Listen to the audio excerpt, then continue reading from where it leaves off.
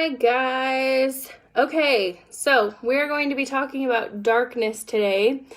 I am going to be posting a link specifically related to the different kinds of darkness. So because I am gifted with being able to see spirits, I am also able to see negative spirits and negative entities in darkness and stuff like that. And I used to be afraid of them, but now they're just like, meh, like, don't really care. They exist and they're part of life to me, and so it doesn't really bug me anymore. So I will post a YouTube video about the different kinds of darkness and the things that I see and the way that they all work. A little bit later, today, maybe tomorrow.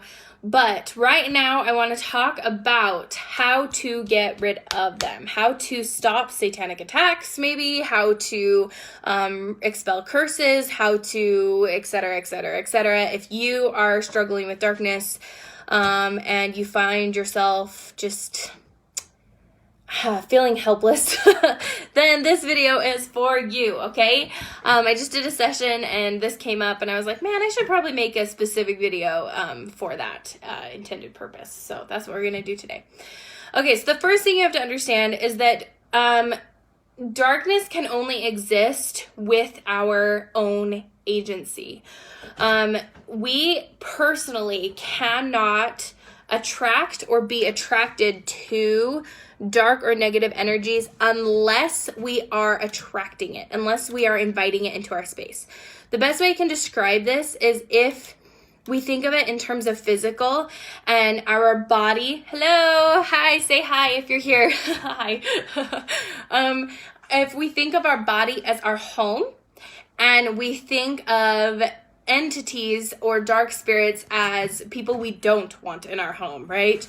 People who we would rather not have in our house. People who, so I like to think of it as this. Let's say somebody walks into our home, our space, and immediately goes to the fridge and starts raiding your fridge and pantry and starts eating everything and consuming your stuff, right? Naturally, you would be like, excuse me, get out. Like, what are you doing? And you would feel violated. You would feel vulnerable. You would feel frustrated. You would feel all of the things that you would feel naturally if something dark was in your space. So what do you do to take care of this physical problem?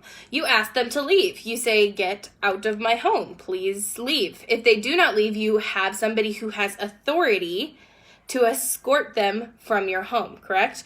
You call the cops. You say, hey, I have this weird, random, strange person who's in my space and I want them out.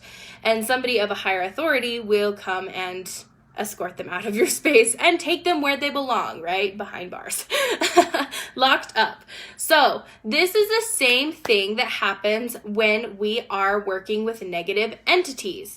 They are only allowed in our space as far as we let them. When we don't want them in our space, we are very quickly able to call the authorities, quote unquote.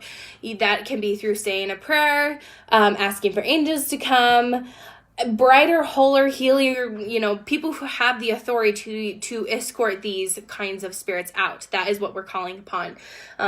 If you are Christian or LDS, that's when we talk about putting our hand to the square and casting out.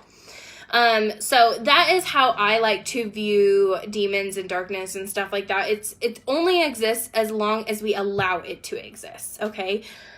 There have been people, though, who just feel confused and victimized and frustrated because they keep casting out and it doesn't work. It doesn't work, okay? So this is for those people who are like, yeah, thanks, Emily. Like, I've cast it out. I've done all of that. It's still not working, okay? The only reason, if we think about it again for physically, in terms of physical in our house, the only reason why you would call the authorities and they would not be able to escort this person out of your home is if you are still allowing them in your home, okay? So maybe you did call on the authorities and they're like, do you want this person out of your home? And you're like, yes, no. Or if you show up and you're inviting yourself to enjoy a meal with them, like if you make the lines blurred, basically, is what I'm trying to say. And how do you do this energetically, okay? You have to support them.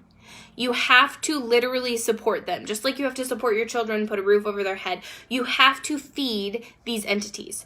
The only way you feed these entities is through your own vibration and frequency.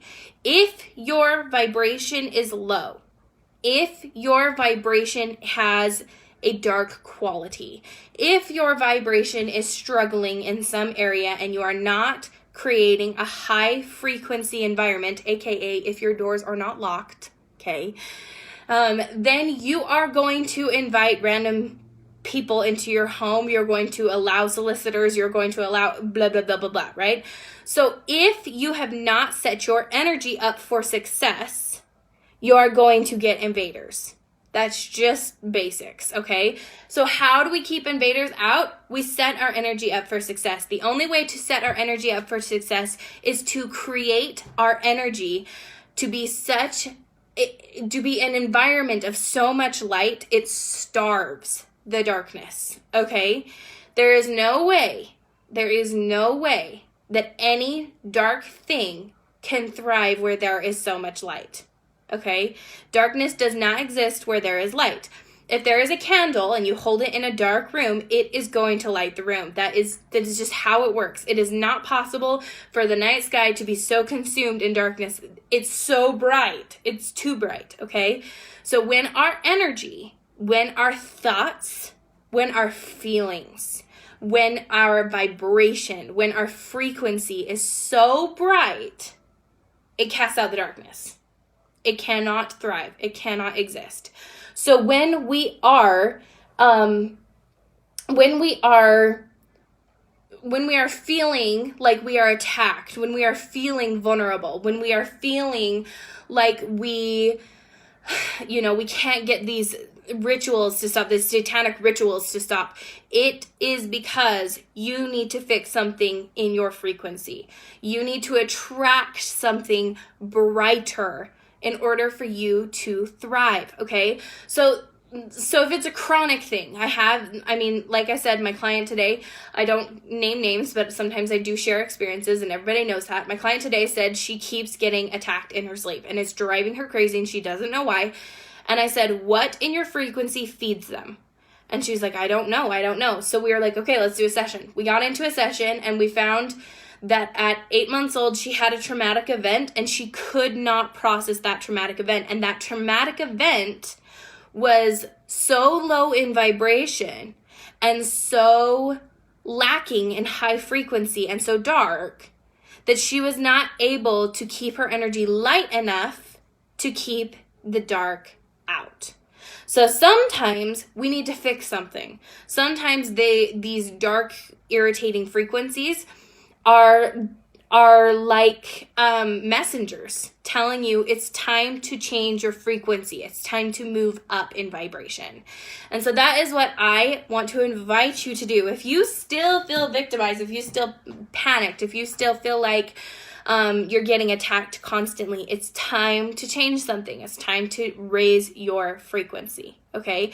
They cannot exist as long as you do not allow them to exist. They cannot exist so long as you starve them out, right? Just like with mice, if you don't provide any food, they don't live there. They go find somewhere else to live. They go attack somebody else. They go somewhere where they feel like they can thrive. And that's how I feel about negative and dark entities. So I will be doing a post and a video, a YouTube video. I have one. I'm going to post it here about the different kinds of dark energies and how they all work and the ins and outs of them because, like I said, I can see them and I've done a lot of education for them. So I will be posting that later. But before I even post this, I wanted to let people know that if your energy is bright enough, you will not be affected. So let me know if this video finds you well. Let me know if you have any questions, comments, or concerns, and have a wonderful, what day is it? Thursday, Friday, Monday. Wow. Well, there you go. I was a little off. Hi, baby.